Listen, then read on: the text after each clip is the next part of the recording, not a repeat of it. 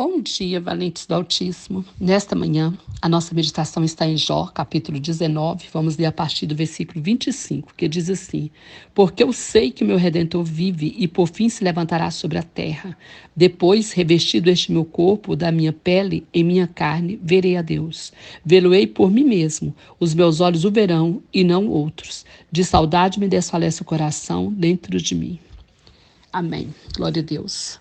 Amados, quando o Jó falou isso, foi como se ele tivesse rompendo com toda aquela dor do abandono, da tristeza, talvez até de todos os questionamentos que ele vinha fazendo acerca de tudo que ele vinha passando, da crise, das perdas que ele não compreendia.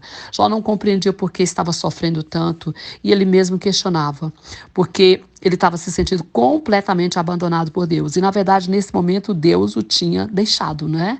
Por um momento, Deus o deixou passar por essa prova, uma grande prova. E quem já passou pela dor do abandono sabe como a dor do abandono é cruel, como é difícil, né? Como é triste, como dói sermos abandonados.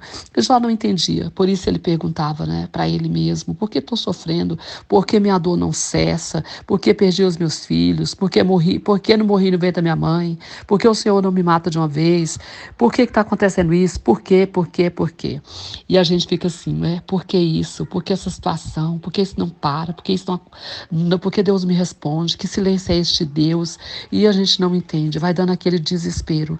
Mas no meio desse desespero, dessa alma cheia de aflição, Jó deu como se fosse um brado, né? Um grito, um rasgo de fé, porque não havia nada que Jó pudesse olhar e ver de esperança. Era só coisa ruim mesmo, era crise atrás de crise, era perda atrás de perda. Então ele deu um grito de fé, de acreditar que Deus era fiel e Deus era bom e de alguma forma ele ia se manifestar em algum momento. Foi isso que Jó fez, ele rompeu, né, em fé com essa frase. Por isso ele disse: eu sei que o meu Redentor vive e por fim se levantará sobre a terra.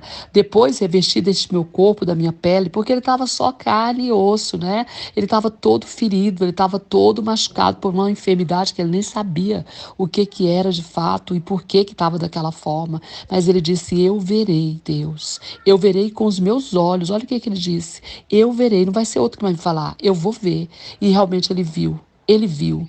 E depois, quando ele viu, ele concluiu isso. Lá em Jó, né? Já no final dos escritos deste livro, ele vai falar isso. Porque os meus olhos viram. Eu te conhecia só de ouvir falar, mas agora os meus olhos te viram. E fez muita diferença na vida de Jó. Ver Deus no meio da tempestade, no meio do rebuliço. Saber que Deus vive, que Deus existe, que Deus é amor, que Deus cuida de nós, mesmo quando aparentemente nos abandonou e não quis saber de nós, nos deixou sofrer.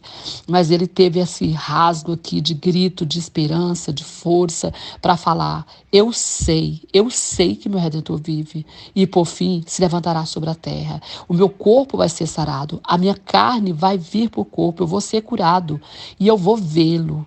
Ele diz: os meus olhos o verão e não outros. Eu verei. E ele viu a glória de Deus. Jesus também disse certa vez ali para Lázaro, né, para Maria, irmã de Lázaro, e para Marta: se você crer, você verá a glória de Deus.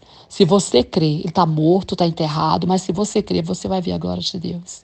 E é isso que nós precisamos, crer para ver a glória de Deus. Jesus também passou por abandono. Jesus também sofreu, né, essa dor do abandono. Quando todos o deixaram, todos aqueles discípulos que disseram que está com ele o tempo todo, que lhe juraram amor eterno, incondicional, na hora da dificuldade eles o abandonaram. Jesus foi completamente abandonado por todos. Ele experimentou essa dor de abandono. Mas mesmo assim, ele não desistiu da sua missão, ele não desistiu de crer no Pai. Mesmo o Pai o abandonou em determinado momento, porque por causa do nosso pecado, o Senhor teve que abandoná-lo ali.